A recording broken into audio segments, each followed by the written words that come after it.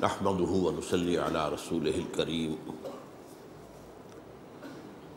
اما بعد فقد قال الله تبارك وتعالى كما ورد في بدء سورة الواقعة اعوذ بالله من الشيطان الرجيم بسم الله الرحمن الرحيم اذا وقعت الواقعة ليس لوقعتها كاذبة خافضة رافعة اذا رجت الارض رجا وبست الجبال بسا فكانت هباء منبثا وكنتم ازواجا ثلاثا فاصحاب الميمنة ما اصحاب الميمنة واصحاب المشأمة ما اصحاب المشأمة والسابقون السابقون اولئك المقربون فی جنات النعیم ثلۃ من الاولین وقلیل من الآخرین وقال عز وجل كما ورد في سورة الرحمن ولمن خاف مقام ربه جنتان وقال عز وجل كما ورد في نفس السورة ومن دونهما جنتان صدق الله العظيم رب اشرح لي صدري ويسر لي امري واحلل عقدة من لساني يفقهوا قولي اللهم ربنا الهمنا رشدنا واعصمنا من شرور انفسنا اللهم ارنا الحق حقا وارزقنا اتباعه وارنا الباطل باطلا وارزقنا اجتنابه آمین یا رب العالمین۔ ختم نبوت کے بعد جو خلا پیدا ہوا اس سے اللہ تعالیٰ نے کن چیزوں سے پر کیا ہے اس پر گفتگو ہوئی تھی۔ آج ایک اور نفسیاتی معاملہ جو ہے وہ بہت اہم ہے، اور وہ یہ کہ ہر صاحب ایمان کے دل میں فطری طور پر ایک آرزو، ایک خواہش، ایک حسرت پیدا ہوتی ہے کہ کاش کہ میں حضور کے زمانے میں ہوتا، کاش کہ میں حضور کی زیارت سے مشرف ہوتا، کاش کہ میں صحابہ کرام کی جماعت میں ہوتا اور آپ کے ساتھ جہاد و قتال کرتا۔ میں سمجھتا ہوں کہ کسی صاحب ایمان کا سینہ اس آرزو سے خالی نہیں ہونا چاہیے۔ اگر خالی ہے تو اس کا مطلب یہ ہے کہ پھر اس کے دل میں وہ قدر و قیمت نہیں ہے حضور کی صحبت کی، حضور کی معیت کی، حضور کے ساتھ جن لوگوں نے مل کر جہاد و قتال کیا۔ لیکن یہ کہ میں اس سلسلے میں پہلے تو ایک وارننگ، ایک تنبیہ دینا چاہتا ہوں کہ ہمیں یہ سوچنا چاہیے کہ ہم کچھ نہیں کہہ سکتے کہ ہم اس دور میں ہوتے تو کہاں کھڑے ہوتے۔ کیا پتہ آج کا فسق و فجور تو فسق و فجور ہی ہے، اس وقت ہم ہوتے تو ہمارا فسق و فجور کفر کی شکل اختیار کرتا۔ آج بھی کتنے ہی مسلمان ہیں جو داعیان حق کی مخالفت کرتے ہیں اپنے تعصب کی وجہ سے، اپنے تحزب کی وجہ سے، اپنے تکبر کی وجہ سے۔ اگر وہ اس وقت ہوتے تو ابو جہل اور ابو لہب کی صف میں کھڑے ہوتے۔ تو سوچنے کی بات ہے۔ آج ہو سکتا ہے کہ ہم میں سے بہت سو کے دلوں میں نفاق ہو، لیکن اس وقت ہوتے تو نفاق کا پردہ چاک ہو جاتا اور ہم ننگے کر دیے گئے ہوتے۔ اس وقت تو یہ ہے کہ اس پر پردہ پڑا ہوا، اس لیے کہ ظاہر بات ہے کہ حضور کے بعد کسی شخص کو یہ حق نہیں ہے کہ کسی بھی شخص کو منافق قرار دے سکے۔ یہ معاملہ حضور کا خاص تھا۔ تو بڑے رسک ہیں۔ ایک بڑا پیارا شعر ہے فارسی کا کہ تمام جو علم ہے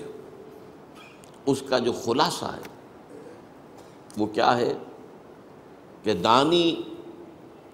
من کیم در یوم دی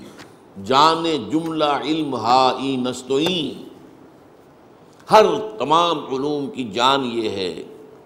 کہ بیدانی من کیم در یوم دین، کہ تجھے یہ معلوم ہو جائے کہ قیامت کے دن میں کہاں کھڑا ہوں گا، اصحاب الشمال میں ہوں گا، اصحاب الیمین میں ہوں گا، کیا کوئی امکان مقربین میں شامل ہونے کا بھی ہے؟ کچھ پتہ نہیں، لیکن یہ کہ انسان کا دل اس کو بتا دیتا ہے۔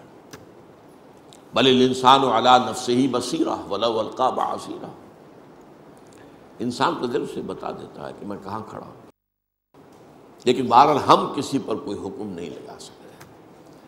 تو پہلی تو یہ تنبیہ کہ یہ چیز جہاں اس کا وہ مثبت پہلو ہے، ہماری محبت کا تقاضا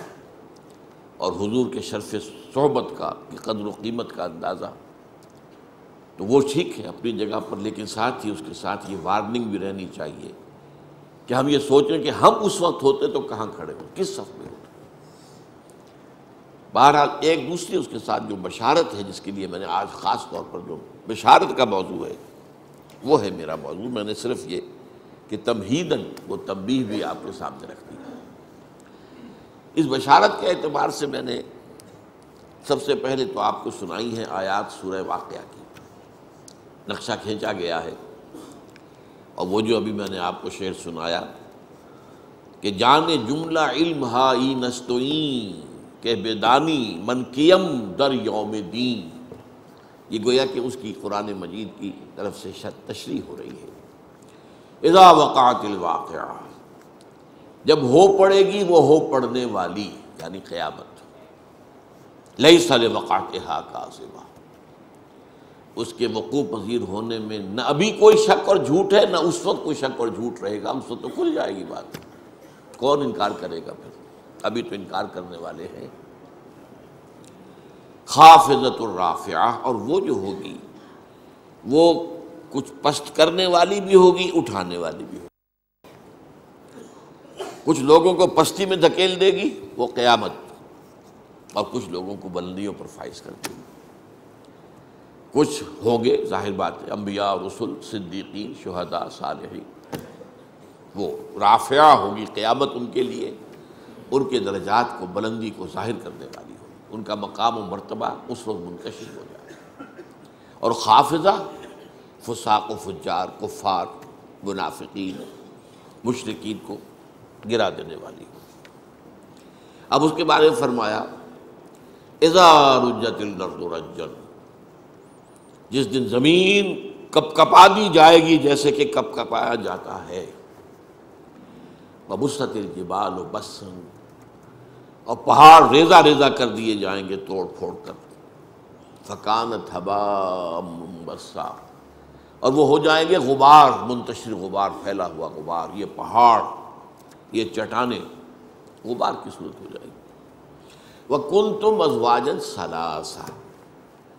اور تم 3 گروہوں میں تقسیم ہو جاؤ گے۔ یہ ہے اصل جس کے لیے کہ میں نے یہ آیات آج پڑھی۔ وہ ازواج ثلاثہ کیا ہے؟ فَأَصْحَابُ الْمَيْمَنَةِ مَا أَصْحَابُ الْمَيْمَنَةِ، تو ایک تو ہوں گے داہنے والے یا برکتوں والے، یمن کے معنی برکت بھی ہے، برکت یہ دایاں ہاتھ جو ہے یمین اس حوالے سے کہتے ہیں، اچھے کاموں کے لیے اس کو وقف کرتا ہے، تو وہ کچھ تو ہوں گے داہنے والے، اور کیا شان ہوگی ان کی داہنے والوں کی۔ وَأَصْحَابُ الْمَشْأَمَةِ مَا أَصْحَابُ الْمَشْأَمَةِ،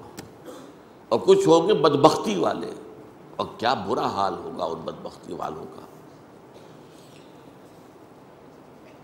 وَالسَّابِقُونَ السَّابِقُونَ، اور ہوں گے سبقت کر لے جانے والے، آگے بڑھ جانے والے، جو کہ یقیناً آگے بڑھ جانے والے ہوں گے۔ اولئک المقربون، وہ ہوں گے مقربین بارگاہ رب، فی جنات النعیم، وہ نعمتوں والی جنتوں میں ہوں گے۔ ثلۃ من الاولین وقلیل من الآخرین، وہ پہلوں میں سے تو بڑی کثیر تعداد میں ہوں گے، پچھلوں میں کم تعداد میں ہوں گے۔ اس کے بعد لمبی بات ہے، اصحاب المیمنہ کے بارے میں فرمایا گیا، اصحاب الیمین بھی انہیں کہا گیا آگے چل کر۔ ثلۃ من الاولین وثلۃ من الآخرین، وہ جو دوسرے درجے کے لوگ ہوں گے وہ پہلوں میں بھی کثیر